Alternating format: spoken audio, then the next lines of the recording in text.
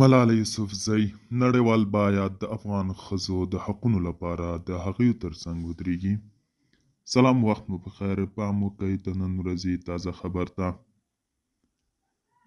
د نوبل د سولې د جایزې ګټونکې او د نجونو د تعلیم د حق فعاله ملالۍ یوسفزۍ وایي چې نړیوال باید د افغان ښځو د حقونو لپاره د هغوی ترڅنګ ودرېږي.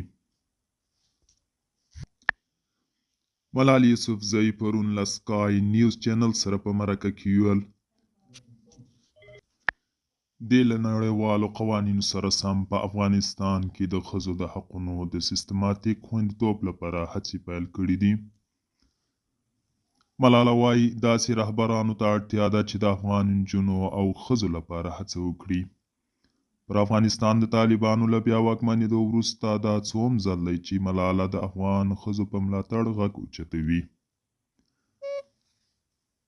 طالبانو په تیرو څه باندې 3 کلونو کې پر ښځو د محدودیتونو کړۍ راتنګه کړې او په دې طرز کې د نجونو پر ثانوي او لوړو زده کړو بندیز اعلان کړی دی.